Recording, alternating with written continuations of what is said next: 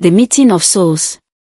In the heart of the village of Naimba, a place where the sky stretched endlessly and the wind sang through the tall grasses, lived a girl named Zuba. She was a child of the earth, one whose heart beat in rhythm with the world around her. From the youngest age, Zuba had felt an inexplicable connection to nature.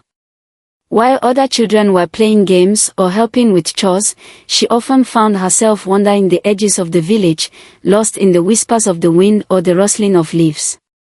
It was no surprise to the elders of Naimba when she developed an affinity for the enchanted forest that lay just beyond the village. The forest, with its towering trees and hidden paths, had always been shrouded in mystery. Villagers spoke of it in hushed tones, telling stories of spirits and creatures that were as old as time itself. Zuba, however, never feared the forest. She believed that it was full of secrets waiting to be uncovered, waiting to be heard by those brave enough to listen. One evening, as the sky painted itself in hues of purple and gold, Zuba ventured deeper into the forest than ever before. The trees seemed to sway in time with the wind, as though beckoning her forward. She was used to the sounds of the forest, the chirps of crickets, the rustling of animals in the underbrush, but tonight, something was different. A strange sound reached her ears, a low, melodic growl that seemed to echo through the trees. It was unlike any noise she had ever heard. It was both haunting and beautiful, like the song of the wind itself, but filled with an untold power. Intrigued, Zuba moved closer, her heart racing with both excitement and curiosity. The sound grew louder with each step, and soon, she found herself standing in a clearing bathed in the soft light of the setting sun.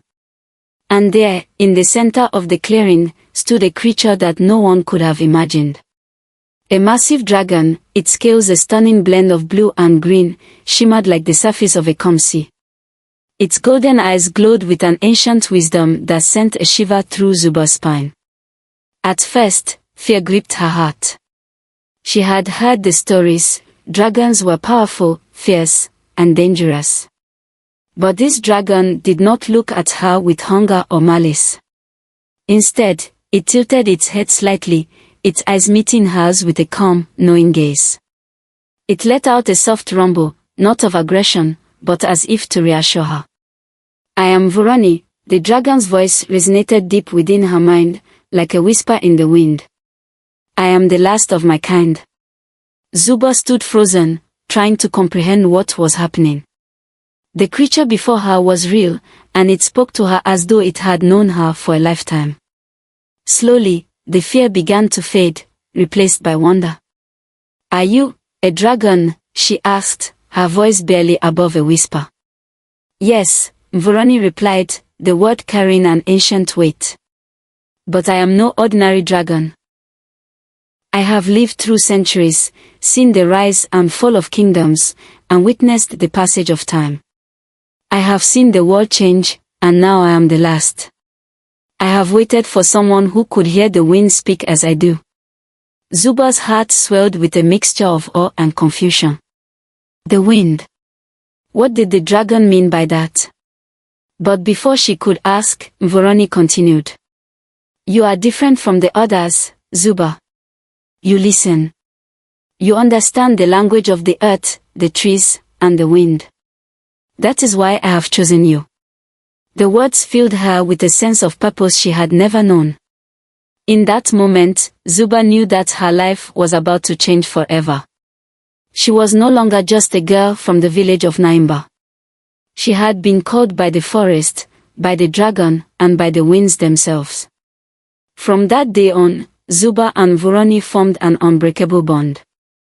Each evening, as the sun dipped below the horizon, they met beneath the sacred baobab tree, where the dragon shared stories of ancient times, tales of lost civilizations, and the wisdom of the ages.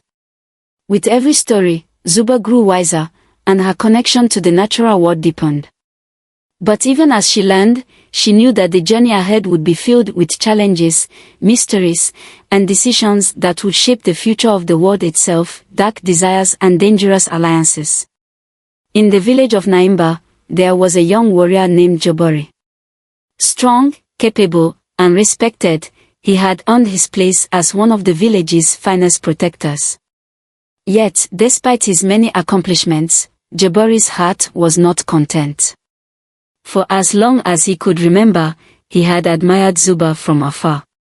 Her beauty, her kindness, and her connection to the earth fascinated him, but it was her spirit, wild and untamed like the forest, that captivated him most. Jabari had always hoped that one day, Zuba would notice him, that perhaps he could win her heart with his strength and bravery. Yet, there was something that troubled him deeply.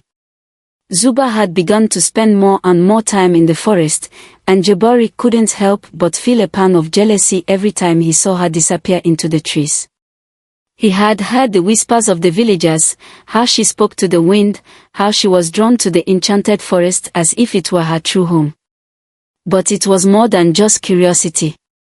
He feared that she was being swept away by something powerful, something beyond his control. One evening, as the sky faded into darkness, Jabari's suspicions grew too strong to ignore. He followed Zuba into the forest, moving silently through the shadows, determined to uncover the source of her newfound obsession. His heart raced as he trailed behind her, and soon, he found himself standing at the edge of the clearing where Zuba often visited. There, under the sacred baobab tree, he saw something that sent a shock of fury through his veins. Zuba was not alone. The massive dragon, Mvorani, was with her, his shimmering scales gleaming in the moonlight. Jabari watched as the two of them conversed, Zuba's laughter ringing out like music, her hand gently resting on the dragon's enormous claw. The sight burned through him like fire. His worst fears had been confirmed. Zuba had become enamored with the creature, and it was clear that she was bound to it in a way that Jabari could never compete with. In that moment, a dark seed of jealousy took root in Jabari's heart, twisting his thoughts and clouding his judgment. He could not bear to see Zuba so taken with the dragon. He could not accept that the beautiful girl he longed for was giving her affection to a creature as ancient and powerful as Mvorani. The dragon, in his eyes, had bewitched her, drawn her away from him with its strange magic. It was not love that she felt, but a spell. That night, Jabari's mind was consumed by his jealousy. His thoughts raced, spinning into anger, and his anger drove him to seek out a way to end the dragon's influence over Zuba.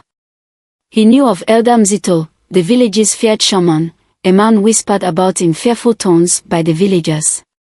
Elder Mythical was known for his mastery of dark magic, for his ability to bend the forces of nature to his will. It was said that he could summon shadows and manipulate fate itself. Without hesitation, Jabari made his way to the shaman's hut, his heart heavy with the weight of his decision.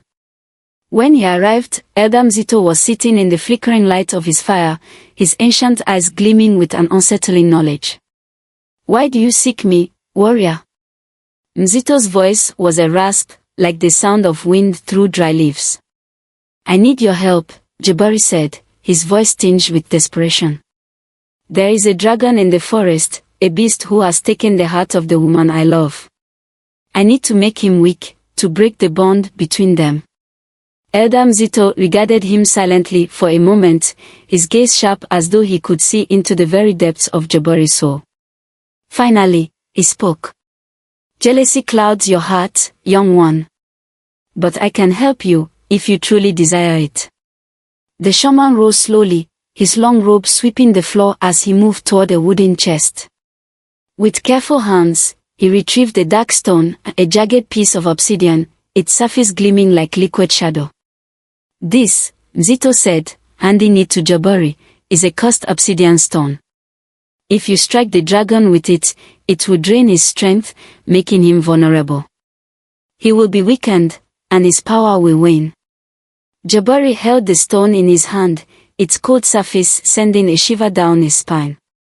But his determination was stronger than any hesitation. This was the key to winning Zuba's heart. This was the way to rid her of the dragon's spell. Elder Mythical then produced a small vial filled with a thick, greenish liquid. "This potion," he explained, is one of forgetfulness. If you give it to Zuba, it will erase her memories of the dragon, leaving her heart free to love you instead. Jabari stared at the potion, the weight of the decision pressing on him. Was he willing to erase Zuba's memories for his own desire? Could he truly take away the bond she shared with Mvurani? His thoughts flickered to the image of Zuba, laughing under the baobab tree, her eyes filled with warmth as she spoke to the dragon. The jealousy that burned inside him surged once again, drowning out the voice of reason. I will do whatever it takes, Jabari said, his voice hard with resolve.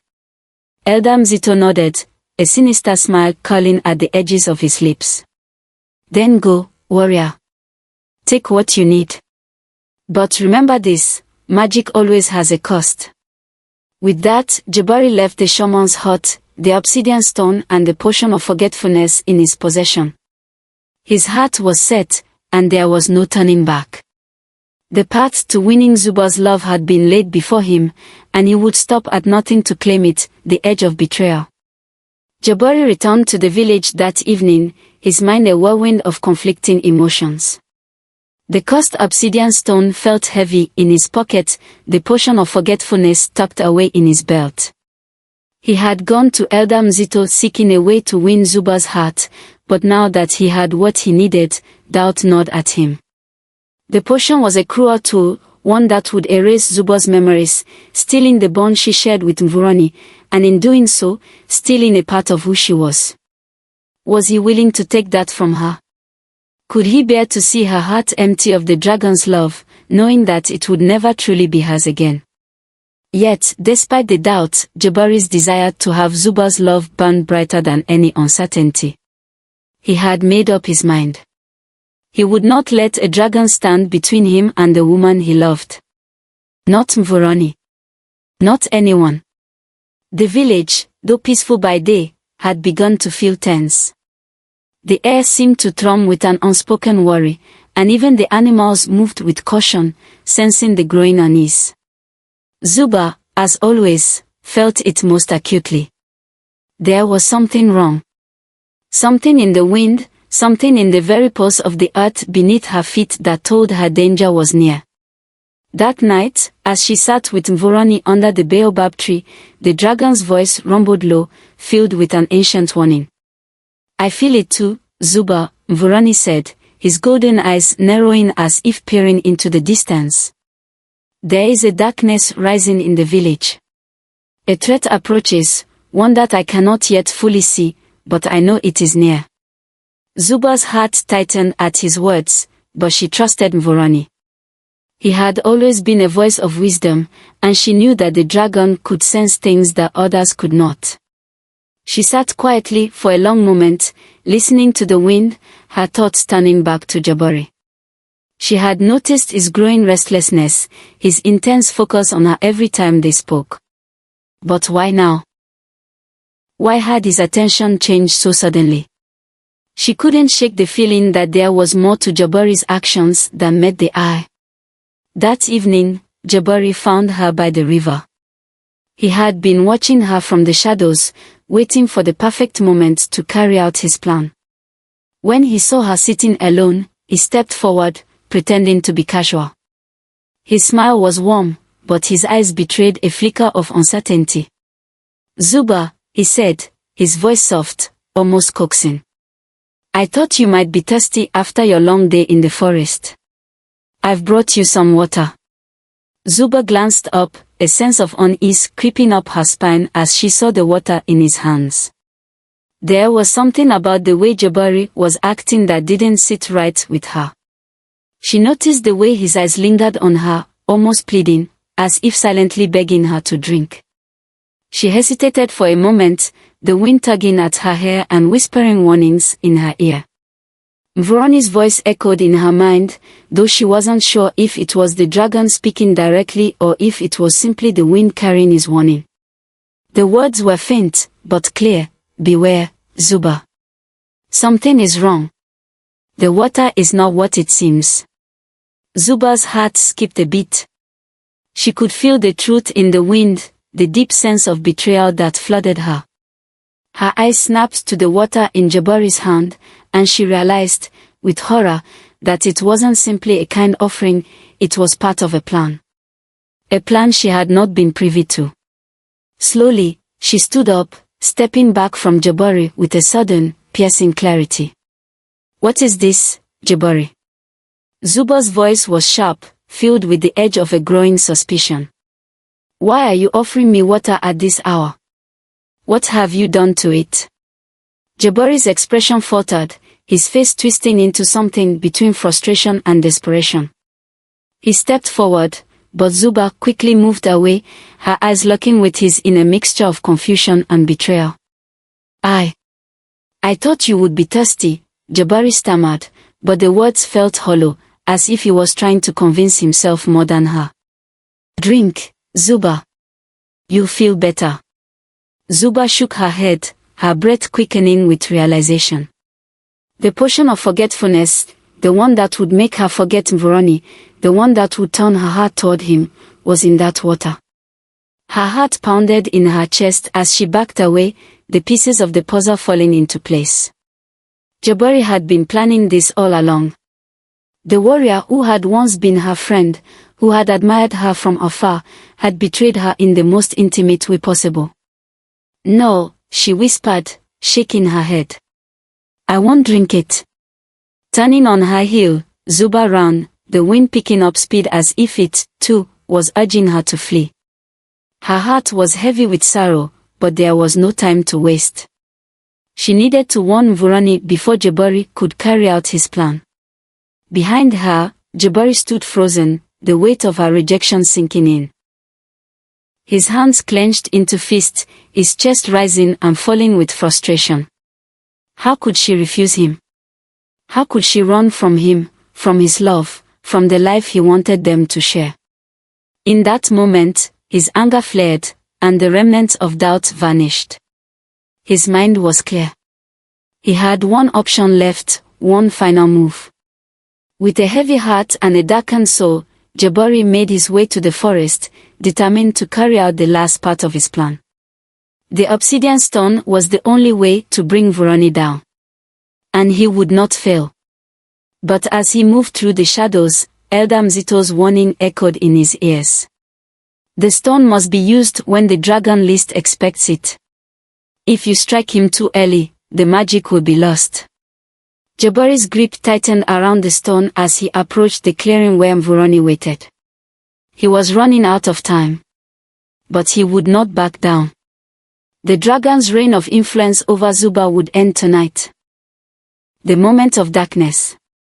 The moon hung low in the sky, casting long shadows over the village of Naimba. In the distance, the forest loomed like a dark, silent sentinel. Jabari moved through the trees, his heart pounding with each step. The cursed obsidian stone was carefully hidden beneath his cloak, the weight of its dark power pressing against his chest. He had made his decision, and there was no turning back. Tonight, he would end Voroni's influence over Zuba once and for all. The baobab tree, sacred and ancient, stood at the center of the clearing, its massive branches reaching out like arms to embrace the world. It was here, beneath the tree's watchful gaze, that Jabari had planned his final act of betrayal. His mind was clouded with the need to prove himself, to win Zuba's love and admiration. But as he approached the clearing, a voice in the back of his mind whispered doubts. He shook it off. This was for Zuba. This was the only way. Meanwhile, Zuba, with her heart heavy with the burden of the truth, made her way to the baobab tree. She had to warn Voroni. She had to stop Jabari before it was too late. The air felt thick with tension as she approached the tree, the weight of her footsteps muted on the soft earth. Voroni was already there, waiting for her, his massive form illuminated by the pale light of the moon. His golden eyes glowed softly, as if he had been expecting her. Zuba, Voroni's deep voice rumbled in the quiet night, I sense the storm in your heart. You know what is coming. Zuba's voice caught in her throat as she spoke. It's Jabari. He's going to try something tonight. He's planning to attack you. He's been using dark magic, trying to weaken you. Mvurani tilted his head, a deep sigh escaping him as he looked toward the village in the distance. Jealousy is a powerful force, he said softly, his voice filled with both understanding and sorrow. It can cloud even the clearest hearts, Zuba. What Jabari feels now is not hatred, but a deep fear of losing you. He believes that to have your love, he must defeat me. Zuba's heart ached for the warrior she had once called a friend. But why, Mvurani? Why would he go so far? Fear, my child. Fear can make even the strongest heart falter. And jealousy can twist even the most noble of intentions into something dark. But you must not let this battle consume you. Stay away, Zuba. This is a struggle that Jabari must face on his own. It is his choices, not yours, that will define the path ahead. Zuba nodded slowly, her chest tight with the weight of his words. She had always known that love was complicated, but she had never imagined it would bring such destruction. Mvurani was right, this battle was not hers to fight. Yet, her heart longed for the peace she had once shared with Jabari, before everything had become so clouded with rage and jealousy. As Zuba stood there, lost in thought, the wind began to stir around her, picking up speed and strength. The trees whispered to each other, their branches swaying as if to warn her. She knew the moment Jabari arrived. She turned to face the direction of the approaching footsteps. Jabari entered the clearing, his expression a mix of guilt and determination. He held up his hands, palms out in a gesture of peace. Zuba, he said softly, I'm sorry. I've let my feelings get in the way of our friendship. I never meant for things to go this far. Zuba's eyes narrowed, suspicion creeping into her thoughts. There was something off about his words, something that didn't sit right. But she didn't want to believe it. She wanted to believe that Jabari could still be the man he once was, the man who had admired her, who had fought by her side. I just wanted to show you how much I care, Jabari continued, stepping closer, his voice laced with an almost desperate sincerity. Please, Zuba, let's talk. Let's fix this. Zuba hesitated, her instincts warning her to be cautious. But before she could respond, something caught her eye. Jabari's hand moved subtly beneath his cloak, and in that moment, she knew something was wrong. Her heart skipped a beat, and she felt the ground shift beneath her as a cold realization settled in. Jabari was not here to apologize. He had come to finish what he had started. In that instant, Jabari, with a swift, practiced motion, placed the cursed obsidian stone on Mvurani's tail. The dragon's massive body stiffened, and a sharp, agonizing roar echoed through the night. Zuba gasped, her blood running cold as she watched Mvurani's golden eyes dim and his body slump in pain. The dragon collapsed to the ground, his wings twitching weakly as the strength drained from him. Mvurani! Zuba cried out, rushing to his side. But there was nothing she could do. The magic of the stone was already taking hold, weakening the dragon, draining him of his power. Jabari stood there, breathing heavily, a dark triumph on his face. The spear in his hand gleamed in the moonlight as he stepped forward, ready to strike. His eyes locked onto Zuba's, and for a moment, the world seemed to stand still. Zuba, he said, his voice trembling with emotion, this is the only way. If you love me, you must choose me now. The dragon is finished. There is no one left to stand between us. Zuba's eyes burned with the fury of betrayal, her heart breaking into pieces. She could not understand how the man she had once known could have fallen so far. But in the depths of her soul, she knew that Jabari was lost. He had let jealousy and fear consume him, and now he had become something darker than the warrior she had once admired. With a final glance at Mvurani, Zuba turned to face Jabari, her voice filled with both sorrow and strength. This is not love, Jabari. This is madness. Jabari raised his spear, his grip tightening as he prepared to strike the dragon down once and for all. But in his heart, he knew that this battle had already been lost, not a part of redemption. The moment stretched on like a heartbeat, thick with the weight of Jabari's decision. His spear hovered above Mvoroni, the sharp tip gleaming with cold intent.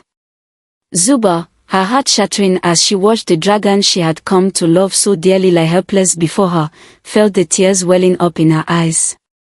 This was not how it was supposed to be. This was not the world she had dreamed of.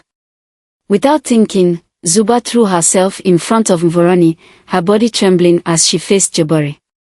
"Please," she cried, her voice cracking with raw emotion.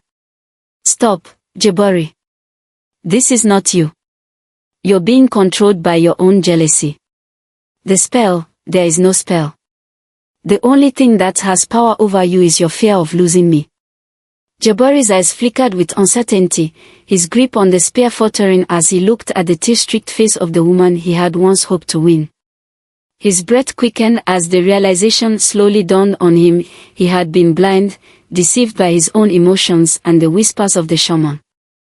There was no magic spell to break. There was only his fear, his desire, and his broken heart pushing him down this path of destruction. Zuba's sobs filled the silence, her hands reaching out as she tried to comfort the weakened dragon. Mvoroni's golden eyes were dim, his strength fading, but even in his vulnerable state, he exuded an ancient wisdom that seemed to calm the turmoil within her. He would fight, he always fought, but she couldn't let him suffer alone, not because of a mistake she had made. Jabari's gaze shifted from Zuba's face to the lifeless form of the dragon. For the first time, he saw the truth. The dragon wasn't the enemy. Mvoroni was her friend, her protector, the one she loved. And in his jealousy, Jabari had almost destroyed them both. His chest tightened, suffocating on the weight of his choices. But before he could make sense of his emotions, the night sky suddenly darkened. The air grew thick and heavy, a palpable shift as if the very heavens had turned against them. A low, menacing wind swept through the trees, and an eerie, otherworldly sound filled the air, whispers, chants, and cries of voices long past. Jabari looked up in horror, his eyes widening as a storm of shadows descended from the sky. Elder Mzito's magic had come. The spirits of the dark forces swirled around them, their shapes flickering like smoke, their eyes glowing with malevolent hunger. They came from Mvoroni, their intent cleared, they were here to finish what Jabari had started. To kill the dragon and claim victory for the shaman's twisted deal. Jabari's blood ran cold as he realized the depth of his mistake. He had thought the shaman's offer would lead him to Zuba, but now he understood that Mzito had never cared for his love. The shaman had never sought to help him win Zuba's heart. He had used Jabari's jealousy and fear to summon these dark forces, to destroy Mvoroni and seize power for himself. The spirits circled, their eerie voices beckoning. Jabari felt their power pressing in, their cold tendrils reaching for his soul. His mind raced. He could feel the weight of the obsidian stone still in his hand, its cursed power pulsing faintly as if it recognized its role in this twisted play. The storm roared louder, and Zuba's desperate cries filled the night air. Jabari had a choice. He could give in to the darkness, let his jealousy drive him to destroy Mvoroni and watch as Zuba lost everything. Or he could fight, face the spirits and undo the damage he had caused. He looked at the stone in his hand and felt the surge of dark magic that had consumed him for so long. But as he looked at Zuba, kneeling beside Mvoroni, her love and devotion shining through her tears, he saw the path that could lead him back to redemption. With trembling hands, Jabari crushed the cursed stone, shattering it against the ground. A shockwave of energy rippled through the clearing, a burst of light that cut through the darkness like a blade. The spirits screeched, their forms disintegrating as the stone's power broke. The curse was lifted. The air seemed to clear, the wind lifting, and the sky began to brighten as if the night itself was sighing in relief. Mvoroni's golden eyes flickered, then flared with renewed strength. His wings trembled, and with a mighty roar that echoed through the forest, he rose to his feet, his power fully restored. The dark spirits that had once surrounded them evaporated into the air, leaving only silence in their wake. Jabari fell to his knees, overwhelmed by the weight of his actions. He had fought to protect what he thought was his, only to realize that true strength lay in letting go of jealousy, in understanding the power of love and friendship. Mvurani, now standing tall and regal, turned his gaze upon Jabari.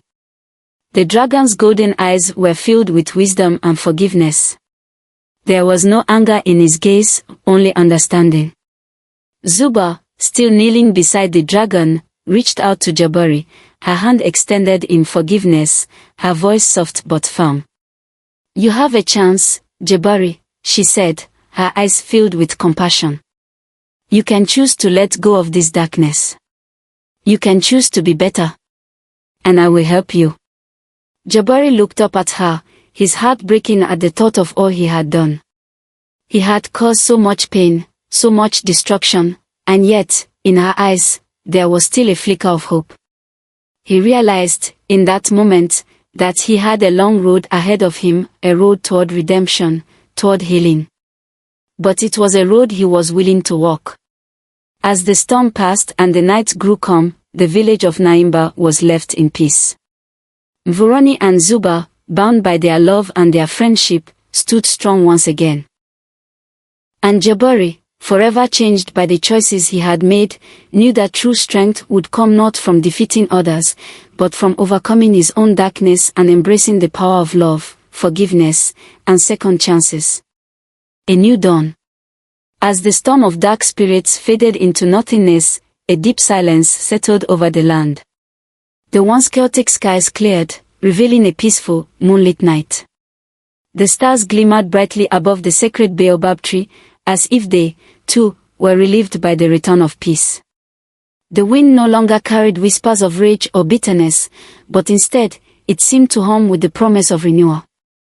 Jabari, his body trembling with the weight of everything he had done, fell to his knees before Mvurani, his hands pressed against the earth as if seeking redemption from the very soil beneath him. His heart ached with guilt, yet there was a small, flickering flame of hope in his chest. It was the first time in a long while that he had truly seen the world for what it was, no longer clouded by jealousy, but clear, open, and full of the possibility for change. I was wrong, Jabari whispered, his voice shaky but full of sincerity. I let my jealousy control me. I let it lead me down a path of darkness. Please, forgive me. Mvurani, the great dragon whose wisdom stretched across centuries, gazed down at Jabari with understanding in his golden eyes. He had seen the turmoil in the young warrior's heart and knew that this moment of remorse was the beginning of something important. True strength, young warrior, Mvurani said, his voice deep and soothing, is not found in the battles you fight with others, but in the courage it takes to change one's heart. To recognize your own flaws, to learn from them, and to grow stronger because of it. Jabari bowed his head, feeling the weight of the dragon's words sink deep into his soul. He had sought strength through conquest and pride, but now, in the face of his own failings, he realized that true strength came from humility and understanding. Zuba, who had stood quietly by Mvurani's side throughout the storm, now approached Jabari. Her eyes, though filled with sadness, also held a quiet compassion. She knelt beside him, placing a hand on his shoulder. I forgive you, Jabari, Zuba said softly, her voice gentle yet firm. But you must understand that love cannot be forced. Love is not something you can take by force or by magic. It must be freely given, without fear, without manipulation. Jabari nodded, his heart heavy yet grateful for her forgiveness. He had spent too much time trying to control things that could not be controlled. He had misunderstood love, thinking it was something that could be won through strength and power. But now he knew the truth, love was born from trust, respect, and the freedom to choose. Zuba stood up, her gaze now turned toward the horizon, where the first rays of dawn were beginning to light the sky. There is much for you to learn, Jabari. This village, this life, is not the place for you to begin your journey of change. You must go and learn to see the world through different eyes. Jabari looked up at her, his heart full of regret, but also of hope. He had no idea where his journey would take him, but he knew that it was the right thing to do. The path to redemption would be long, but it was one he had to walk. Before Jabari could speak, Mvoroni spoke again, his voice soft but powerful. Go, Jabari. Learn the ways of the world. But take with you this gift, the gift of wisdom. I bless you with the ability to listen to the whispers of the wind. Let the world speak to you, and may you find the strength to hear the truth it carries. Jabari rose to his feet, feeling the weight of Mvoroni's blessing wash over him. The wind stirred around him, carrying with it an ancient knowledge, the feeling of 1,000 whispers, each one offering guidance. He could hear the rustle of the leaves, the song of the birds, and the breath of the earth beneath his feet. For the first time, he felt a deep connection to the world, as if he had truly opened his heart to listen. With a final look at Zuba and Mvoroni, Jabari nodded, knowing that he had made the right choice. His heart was still heavy, but there was a flicker of hope in his eyes. He turned away from the village and began his journey, not knowing where it would lead, but certain that the road ahead would lead him toward something better. As Jabari disappeared into the distance, Zuba stood beside Mvoroni, watching him go. She knew that this was not the end of their story. It was the beginning of a new chapter, for her, for Jabari, and for the village of Naimba. The bond between her and the dragon had become stronger than ever, a bond that would be passed down through generations as a legend of friendship, forgiveness, and the power of redemption. And so, the story of Zuba and Mvoroni lived on in the hearts of the people, a tale told by the fireside, a story passed down through time, a story that reminded everyone that true strength lies not in the battles we fight with others, but in the courage it takes to change our hearts and embrace love and forgiveness.